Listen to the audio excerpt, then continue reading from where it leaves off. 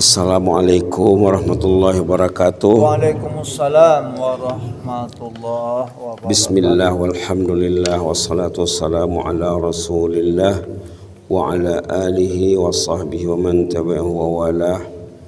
Rabbi shrah li sadri wa yassir li amri wa hlul 'uqdatam min lisani yafqahu qawli. Subhanaka la ilma lana illa ma 'allamtana innaka antal alimul hakim. Yahya qayyum rahmatika nastaghis. Sahabat-sahabat jemaah salat subuh pagi Jumat yang penuh berkat ini, Masjid Dagang Muttaqin, Pasar Simpang Ampek, Sumatera, Pasaman Barat ya. Pagi ini kita lihat 1-2 ayat surah Sajadah yang selalu kita bincangkan setiap pagi Jumat. Hari ini kita lihat ayat 7, 8 dan seterusnya tentang kejadian manusia, supaya kita jangan lupa kejadian kita ini.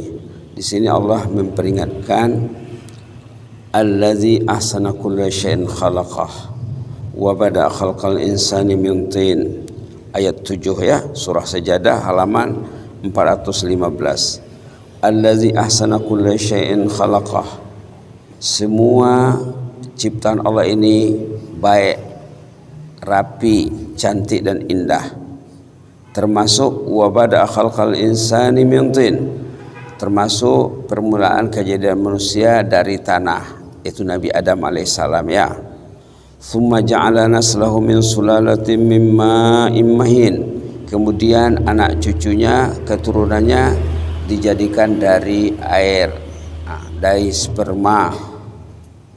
Thumma sawwahu, dalam kejadian air tadi disempurnakan kejadiannya di dalam rahim ibu masing-masing. Wa nafakha fihi min ruhih, dan dalam rahim ibunya ditiupkan ruh. Kita ingat tuh ya, setiap kita ada ibu. Di sini ayat ini memperingatkan kita tentang kejadian kita, supaya kita ingat yang kita diciptakan dari air. Dalam surah lain, dalam surah Mukminun dikatakan di sana air jadi darah, darah jadi daging. Ada dalam surah Al-Mu'minun secara keterangan agak lebih terperinci. Dalam hadis juga ada dikatakan 40 hari air katanya, 40 hari darah, 40 hari daging. Disebut dalam hadis. Tapi dalam ayat tidak terperinci yang ada dalam hadis. Kemudian setelah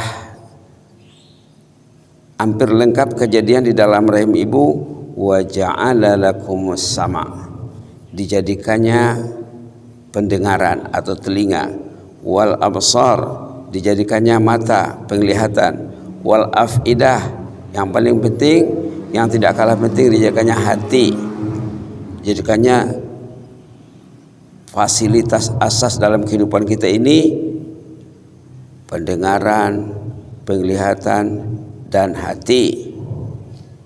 Sama juga dengan ayat dibaca imam dalam rakaat kedua tentang penciptaan anggota badan. Di sana disebut lidah, bibir dan lain-lain. Baik, qalilan ma tashkurun. Ini penghujung ayat 9. Katanya ternyata sedikit manusia yang bersyukur. Kebanyakannya apa? Kebanyakannya tidak ingat kejadiannya, tidak ingat asal penciptaannya, tidak ingat dari mana, sedang di mana, dan hendak kemana. Lupa manusia itu, tidak ingat. Jadi mudah-mudahan kita tergolong orang yang ingat lah ya. Jadi fasilitas dasar ataupun fasilitas pokok yang disebutkan dalam ayat ini ada 3 ya: pendengaran, penglihatan, dan hati.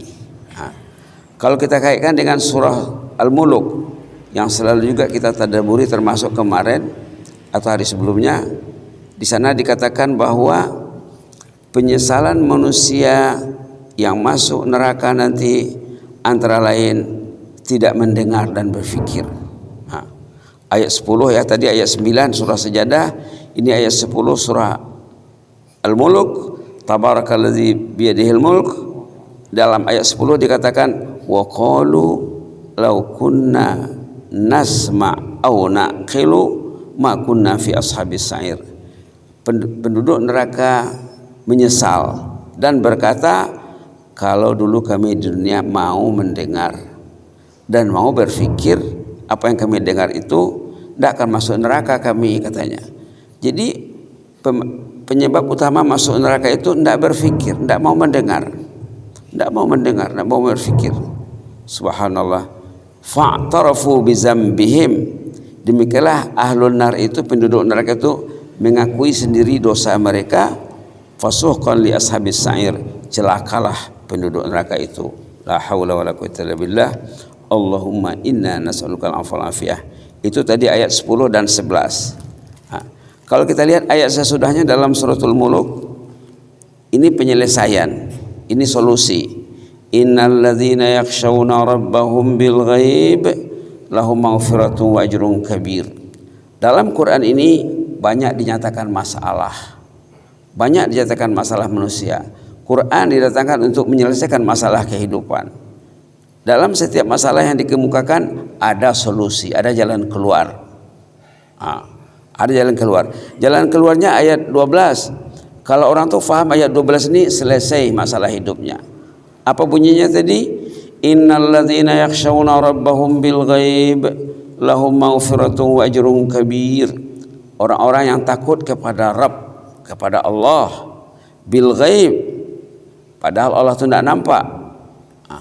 Takut kepada yang gaib, lahum maghfirah, tersedia baginya maghfirah, Allah akan mengampunkan dosanya.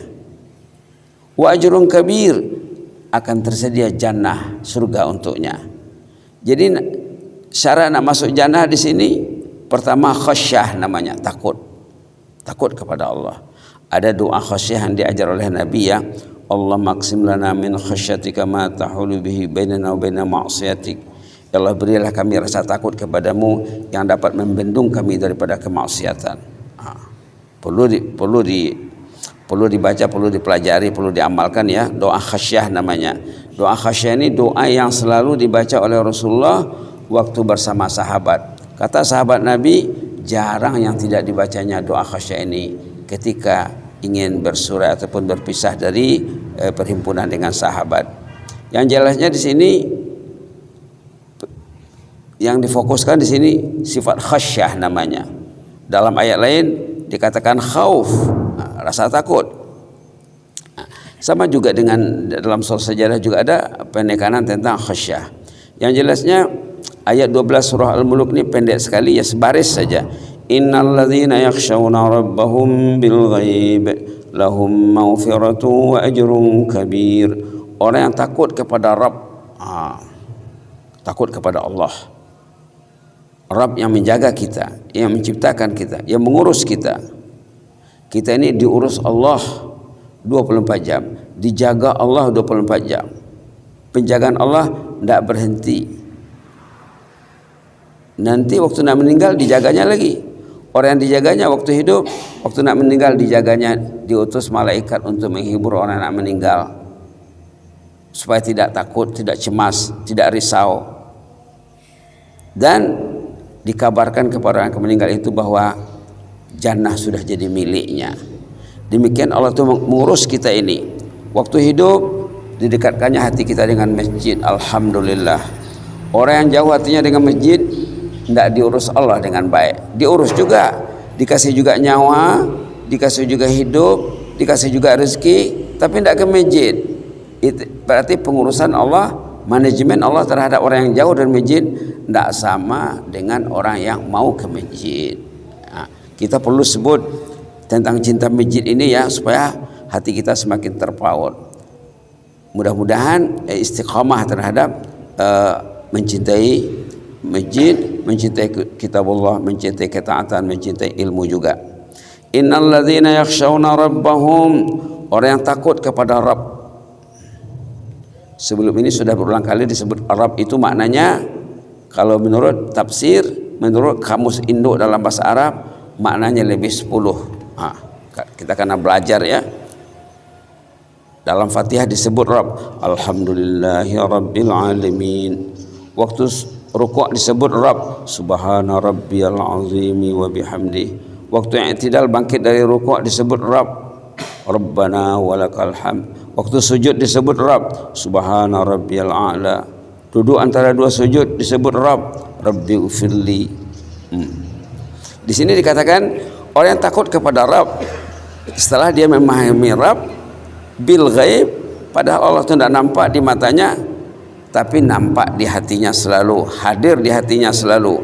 Lahum maghfirah, mereka akan diberi Allah keampunan, wa ajrun kabir, dan jannah. Sama juga dengan ayat dalam surah Yasin yang selalu dibaca jemaah, terutamanya hari Jumat ya, hari Jumat, pagi Jumat. Di sana juga dikatakan message yang sama dengan ayat surah Al-Muluk tadi. Di sini dikatakan wa khasyar rahmana bil ghaib fabashshirhu bi maghfiratin wa ajrin karim. Wa khasyar rahmana bil ghaib, orang itu takut kepada Rahman. Tadi di sana takut kepada Rabb, di sini takut kepada Ar-Rahman. Yang disebut dalam basmalah bismillahirrahmanirrahim, yang disebut di dalam Ar-Rahmanir Rahim. Orang yang takut kepada Rahman bil ghaib, justru Allah tidak nampak, tapi dia takut kepada Allah yang tidak dilihat oleh matanya.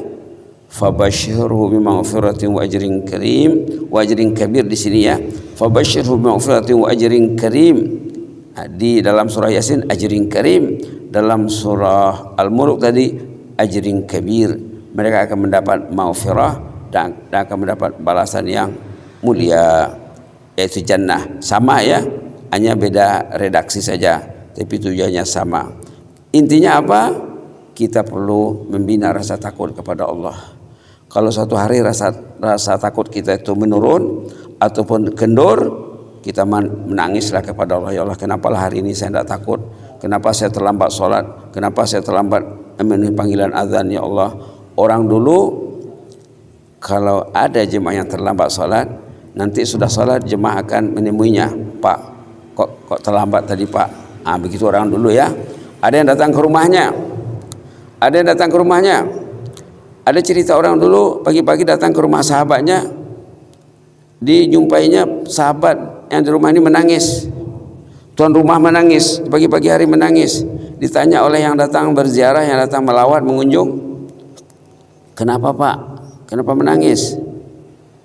Adakah Bapak mendengar berita ada ahli keluarga yang terdekat, yang tersayang meninggal dunia? Ada berita kematian Pak? Tidak ada katanya, tidak ada yang mati. Kenapa menangis? Adakah Bapak sakit? Tidak, saya sehat dan tidak ada yang meninggal. Jadi kenapa Bapak menangis? Katanya, tadi malam saya tidak membaca Quran. Tadi malam saya tidak tahajud. Karena tidak tahajud saja orang dulu menangis. Karena tidak baca Quran, orang dulu menangis. Kita sekarang di pagi Jumat, di hari Jumat, kita bisa tanya, sudahkah saya baca Yasin? Sudahkah saya baca surah Kahfi? Surah Muluk contohnya, dan lain-lain. Surah Muluk ini sepatutnya dibaca setiap malam ya, dibaca setiap malam. Jadi adakah kita berinteraksi dengan kalamullah atau tidak? Kalau tidak berarti takutlah. Berarti orang yang tidak berinteraksi dengan Al-Quran, dengan zikrullah, berarti tidak dijaga Allah dengan baik. Subhanallah. Penutup sekali, kita kemukakan lagi cerita seorang jemaah yang selalu disebut juga di Malaysia ya, sahabat baik di Malaysia. Kemarin atau 2 hari yang lalu sudah disebut juga. Istrinya meninggal. Lalu ada sahabat yang datang bertakziah, menyampaikan ucapan belasungkawa ya. Dilihatnya si suami tidak sedih sangat. Ditanyalah oleh sahabat yang datang ini, "Encik, kenapa encik tidak menangis dengan kepergian istri?" Apa kata suami? "Saya tidak perlu menangis," katanya, "karena istri saya itu ahlul jannah. Saya tidak perlu menangis karena istri saya ahlul jannah." Di mana encik tahu yang istri encik itu ahlul jannah? Katanya, pagi Al-Quran, sore Al-Quran, pagi Al-Quran, sore Al-Quran. Subhanallah. Hidupnya bersama Al-Quran. Bahkan ditambahkannya lagi, sejak kami kawin sekian puluh tahun yang lalu, kami tidak pernah ketinggalan puasa Senin Kamis kecuali beberapa hari saja. Dan dia tidak pernah melukai hati saya katanya. Dan saya sendiri memang lihat dulu pasangan suami istri ini selalu hadir dalam majelis ilmu, seiring sejalan apa kata orang kita, ke bukit sama mendaki, ke lurah sama menurun, sama-sama pergi walaupun salat subuh, sama-sama datang. Subhanallah. Begitulah ya secara ringkas uraian ayat surah Sajadah tadi.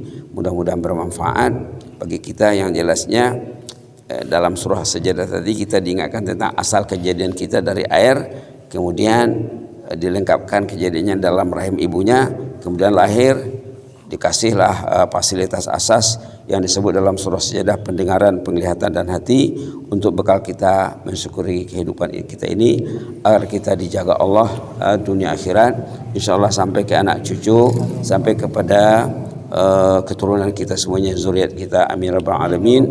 Allahumma zidna wa la tanqusna wa akrimna wa la tuhinna وأعطنا ولا تحرمنا وآثرنا ولا تؤثر علينا وأرضنا وارض عنا يا كريم. اللهم إنا نعوذ برضاك من سخطك وبمعافاتك من عقوبتك ونعوذ بك منك لا نحصي ثناء عليك أنت كما أثنيت على نفسك. Ya Allah, ya Tuhan kami, ya Rabbal Alamin, ya Rahman, ya Rahim, ampunlah dosa kami ya Allah, dosa jemaah yang masih berada dalam masjidmu, rumahmu, masjid dagang mutakin ini ya Allah. Jadikan kami pencinta rumahmu, pencinta kitab sucimu, pencinta nabimu, pencinta semua salihin dan semua jemaah yang selalu datang ke masjid ini dan masjid lain juga ya Rabbal Alamin. Ya Allah, terimalah kecintaan kami dengan segala kelemahan dan kekurangan kami ya Allah. Ajarlah kami macam mana memperbaiki cinta kami terhadapmu. Ajarlah kami agar kami semakin dekat kepadamu, terutama saat usia kami masih semakin ke penghujung ya Allah. Hiasilah ujung usia kami ini dengan ketaatan yang maksimal ya Rabbal Alamin. Jadikanlah kami ini hamba-Mu yang Engkau pilih untuk memasuki jannah Al-Firdaus ya mujibas sa'ilin. Subhana rabbika rabbil izzati amma yasifun, salamun alal mursalin, alhamdulillahil alamin. Wassalamualaikum warahmatullahi wabarakatuh.